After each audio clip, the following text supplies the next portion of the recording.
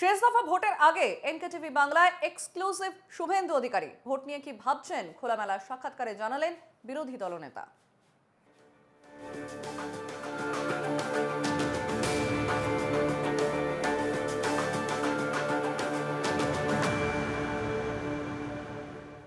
তিনবারের বিধায়ক, দুবারের সাংসদ, একাধিকবার পুরো প্রতিনিধি, 170টার মতো সভা করছেন লোকসভায়। কি ফিল করছেন? বাংলার মাটি কি বলতে চাইছে? গতবারের থেকে ভালো রেজাল্ট হবে। সংখ্যায় যাব না। আমরা দেখলাম যে কালকে আপনি প্রধানমন্ত্রীর সঙ্গে এক র্যালিতে ঘুরলেন এবং আমরা দেখলাম রাস্তার দুপাশে প্রচুর মানুষ। আপনি তো আপনি তো দীর্ঘদিন মাটিতে থেকে রাজনীতি করেন, আপনি চাল টিপে বুঝতে পারেন কতটা ভাত পেকেছে কতটা পাকেনি। কি ফিল করলেন? না, মোদিজির তো একটা বিরাট মাপে। উনি তো রাজনীতির লোক নয়, স্টেটসম্যান হয়ে গেছেন। ওয়ার্ল্ড ফিগার, সব কিছুর বাইরে। এ তো বিজেপির আনা লোক শুধু নয়, স্পন্টেনিয়াস লোক, তৃণমূলের লোক, প্রচুর মাইনরিটি, মহিলা প্রচুর, সাধু সন্ত সবাই, দোকানদার, মল ফাঁকা, সবাই বেরিয়ে এসছে।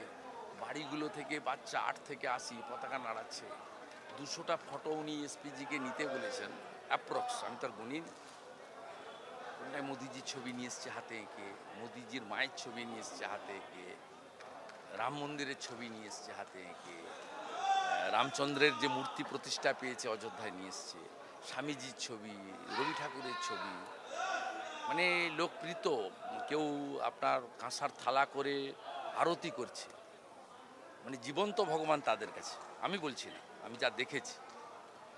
যারা গঙ্গার ঘাটে কাশীপুর বাগবাজারে আরতি করে, তারা সব আরতির ডালা নিয়ে চলে এসছে রাস্তায়। প্রচুর পদ্ম দিচ্ছে মোদিজি, সব হাসি মুখে। তার যে পরিশ্রম 100 দিনের অক্লান্ত পরিশ্রম। মানে দেশের কোনো প্রথম প্রধানমন্ত্রী যে ওই রাজপথ দিয়ে নির্বাচনের আগে র্যালি করলো, এটাকে কিভাবে দেখছেন? যে বাংলার কৃষ্টি তুলে ধরা বা বাংলাকে বিশেষ ইম্পর্টেন্স দেওয়া? না, উনি তো দেখুন গোটা ভারতবর্ষই করেছেন, এবং কাশ্মীরে ভারতীয় জনতা পার্টিকে উনি প্রতিষ্ঠা করে দিয়েছেন।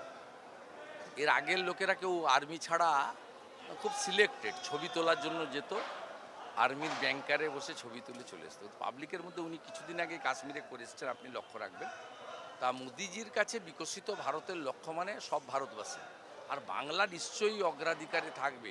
কারণ আমরা চোখে দেখিনি, যেটুকু ইতিহাস থেকে বা অগ্রজদের কাছ থেকে জেনেছি, যে রামকৃষ্ণ মিশন মঠ মিশনের সঙ্গে ওনার একটা অল্প দিনের অ্যাটাচমেন্ট ছিল।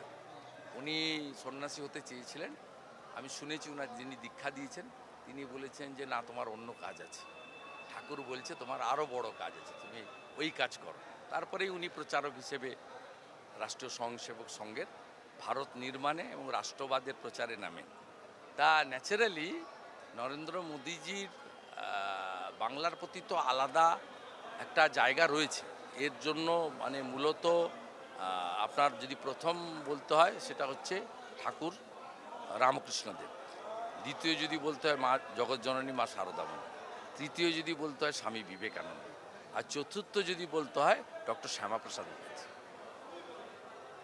তো যে কালকের এই সভা যেটা আমরা দেখলাম, মানে তারপর থেকে নতুন নতুন করে আমরা দেখছি যে আজকে ওখানে তৃণমূল নেত্রীও সভা করছেন।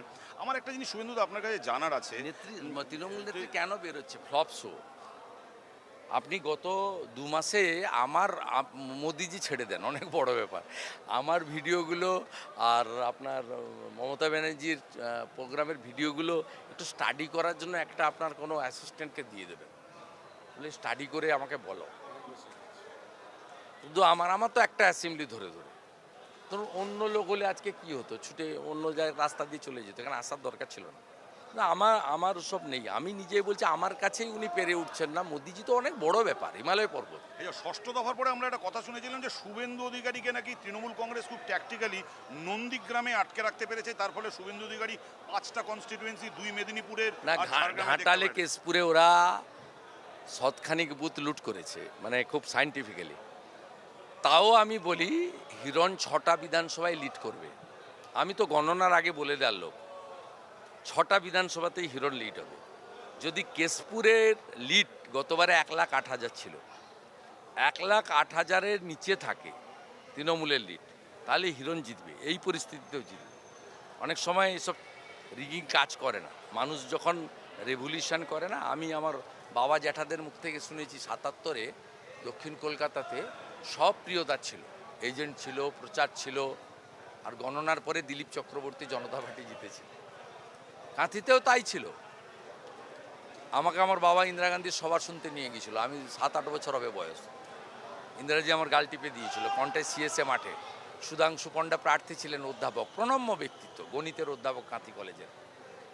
সবাই ওর হয়ে। ইন্দিরা গান্ধীর মিটিংয়ে ১.৫ লক্ষ লোক হয়েছিল সেই সময়, ছোটোবেলার আমার যা মেমোরি আছে। কিন্তু পরে গণনাতে সমরগুহ জিতেছিল। মানুষ শুনুন, আমাদের দেশের যে কনস্টিটিউশন, যে সিস্টেম, এখানে জনতা শেষ কথা। এই কারণে তৃণমূল পুলিশকে নামিয়েছে, গুন্ডাদের নামিয়েছে। Exactly, আমি এই এই point কারণে তৃণমূল আই কার্ড কাটাচ্ছে, তৃণমূল কে কোথায় ভোট দিচ্ছে দেখতে চাইছে। তৃণমূলের নিজেরও কনফিডেন্স নেই যে ভোট, ওকে যদি ছেড়ে দিই ভোট দিতে, ও যদি আমারও লোক হয় অন্য জায়গায় ভোট মেরে দেবে। এই জায়গাটা তৃণমূল তাদের নিজের কনফিডেন্সকে লুজ করে ফেলেছে।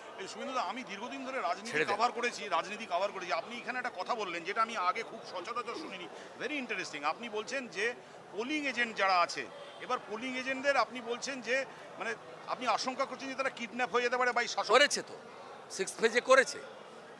কেশিয়াড়িতে সংঘের স্কুল, সরস্বতী শিক্ষা মন্দির, সেখানে কিছু পোলিং এজেন্ট ছিল। তাদেরকে রেড করে নিয়ে গিয়ে কেশিয়াড়ি থানার আইসি বিশ্বজিৎ হালদার পরের দিন সন্ধ্যে 6টার পরে আটকে রেখেছে। আমরা সাবস্টিটিউট করেছি, আমরা তো ছাড়ছি না। এবারে ভাইটাকে ধরে নিয়ে গেছে, ভাই স্ত্রীকে বলছে তুমি পোলিং এজেন্ট বসে যাও, বসে যাচ্ছে। কোনো বয়স্ক লোককে ধরে নিয়ে চলে গেছে, এজেড ওয়ার্কার, তার ছেলেকে বলছি ভাই বসে যা, ভাইপোকে বলছি বসে যা। হচ্ছে, প্রতিরোধ হচ্ছে। আর পুলিশের রোল যেটা নিয়ে আপনারা বারবার সরব হচ্ছেন এবার, ভয়ঙ্কর। এখানে পুলিশ অবজেকশন দিয়েছে, কাগজটা গেল আপনার এখানে। অবজেকশনটা দেখুন, 100 মিটারের মধ্যে নাকি টিএমসির প্রোগ্রাম আছে। ভাবতে পারেন, কোথাও মাইক নেই, ছবি নেই, বক্তৃতা নেই, মাইকের আওয়াজ নেই।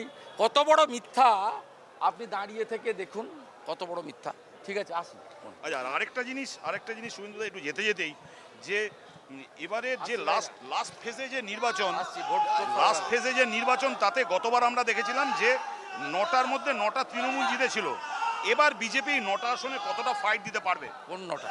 এই লাস্ট দফার যে 9টা ভোট হচ্ছে, দক্ষিণ 24 পরগনার 4, সব জায়গায় ফাইট দেবো, উত্তরের 3, সব জায়গায় ফাইট দেবো, বাছাবাছির কোনো ব্যাপার নেই।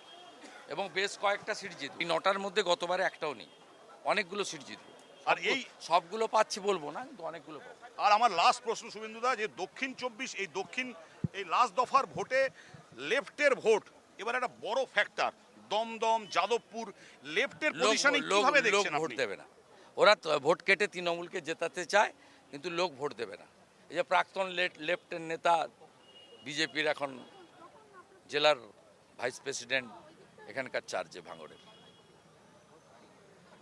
লেফটের অরিজিনাল লোকেরা বুঝেছে যে বিজেপি হচ্ছে ফরমেটেবল অল্টারনেট। আর বাংলার ইকোনমি, আনএমপ্লয়মেন্ট বাঁচাতে গেলে ডবল ইঞ্জিন সরকার ছাড়া দেয়ার ইজ নো অল্টারনেট। দিল্লিতে যে দলের সরকার, সেই দলের সরকার রাজ্যে যদি না হয়, পশ্চিমবঙ্গ বাঁচতে পারে না। 6,93,000 কোটি টাকা ঋণ, 2 কোটি বেকার, এটা সবাই বুঝেছে। আমরা এডুকেটেড পিপল, বাংলা মোরললেস এডুকেটেড এবং কনসাস পিপল। ওরা জানে what to do, what not to do. এতক্ষণ আমরা কথা বললাম রাজ্যের বিরোধী দলনেতা শুভেন্দু অধিকারের সাথে। তিনি কিন্তু এবার যেটা আমাদের জানালেন যে 170-এর বেশি তিনি জনসভা করেছেন এবং তার দীর্ঘদিনের রাজনৈতিক অভিজ্ঞতা দিয়ে তিনি মনে করছেন বিজেপি এবার পশ্চিমবঙ্গ থেকে গতবারের তুলনায় অনেকটাই ভালো ফলাফল করবে।